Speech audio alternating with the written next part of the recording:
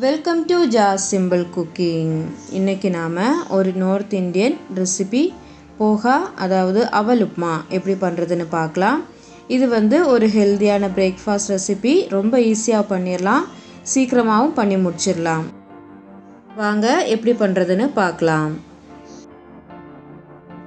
அவல் உப்மா பண்ணுறதுக்காக நான் இங்கே 250 கிராம் அவல் எடுத்து வச்சுருக்கேன். இது கப்பில் அளந்தீங்கன்னா 4 கப் போல் இருக்கும். இப்போ இது 2-3 தண்ணியில் நல்லா அலசி எடுத்துடலாம். முதல்ல அவளை ஒரு பெரிய பாத்திரத்துக்கு மாற்றிடலாம். மாற்றிட்டு இப்போ இதில் தேவைக்கேற்ப தண்ணி சேர்த்து நல்லா அலசிக்கலாம்.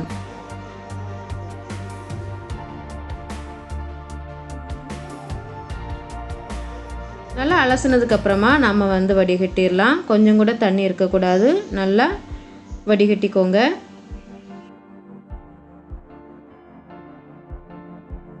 இப்போ மறுபடியும் நம்ம இது நல்லா அலசிக்கலாம்.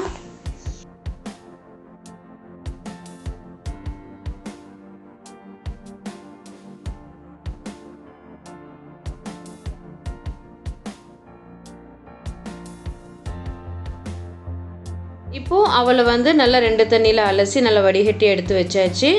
இப்போ இதில் 1/2 டீஸ்பூன் அளவுக்கு மஞ்சள் தூள் சேர்த்துக்கலாம். இப்போ இதில் லெமன் ஜூஸ் சேர்த்துடலாம். லெமன் ஜூஸ் எடுக்கிறதுக்காக நான் இங்கே ஒரு லெமன் யூஸ் பண்ணியிருக்கேன். இது கிட்டத்தட்ட 2 டேபிள் ஸ்பூன் அளவுக்கு இருக்கும். இப்போ இது நல்லா கலந்து விட்டுக்கலாம்.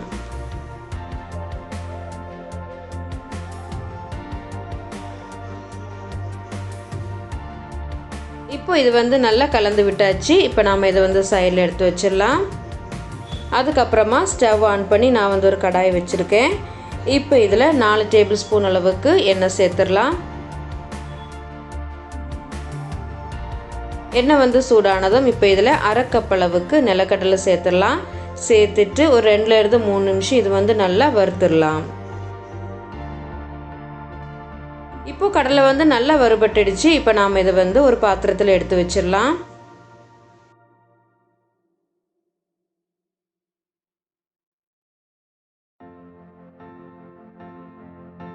நான் எல்லா கடலையும் ஒரு பிளேட்டுக்கு மாற்றிட்டேன். இப்போ இது சைடில் இருக்கட்டும். அதுக்கப்புறமா அதே எண்ணெயில் 1 டீஸ்பூன் அளவுக்கு கடுகு சேர்த்துடலாம். கடுகு நல்லா பொரிஞ்சு வந்ததும் இப்போ இதில் 2 பச்சை மிளகாவை நான் சின்னதாக கட் பண்ணி சேர்த்துருக்கேன். சேர்த்துட்டு இது லைட்டாக கலந்து விட்டுக்கோங்க. இப்போ பச்சை மிளகாய் வறுபட்டதும் இப்போ இதில் பெரிய வெங்காயம் சேர்த்துடலாம். நான் இங்கே 2 மீடியம் சைஸ் பெரிய வெங்காயத்தை சின்னதாக கட் பண்ணி சேர்த்துருக்கேன். சேர்த்துட்டு நல்லா கலந்து விட்டுக்கோங்க. வெங்காயம் நல்லா வதங்கி வரணும். ஒரு 2-3 நிமிஷம் இது நல்லா வதக்கிடலாம். இப்போது வெங்காயம் நல்லா வதங்கி வந்துடுச்சு. இப்போ நாம் இதில் தேவைக்கேற்ப உப்பு சேர்த்துக்கலாம். கூடவே 1 டீஸ்பூன் அளவுக்கு சுகர் சேர்த்துக்கோங்க. சுகரை ஸ்கிப் பண்ணாதீங்க. சுகர் சேர்த்தா டேஸ்ட்டு ரொம்ப நல்லாயிருக்கும். சேர்த்துட்டு ஒரு 2 நிமிஷம் இது நல்லா வதக்கிடலாம். இப்போ நம்ம ஏற்கனவே ரெடி பண்ணி வச்சுருந்த அவலை சேர்த்துடலாம். கூடவே நம்ம வறுத்து வச்சுருந்த கடலை சேர்த்துடலாம். அதுக்கப்புறமா இதில் சின்னதாக கட் பண்ணி வச்சுருக்கிற கொத்தமல்லி இலையும் சேர்த்து நல்லா கலந்து விட்டுக்கோங்க.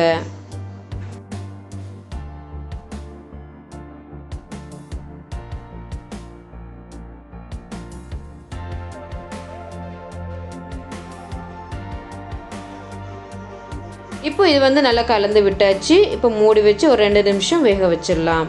ஃப்ளேமை சிம்மில் வச்சுக்கோங்க.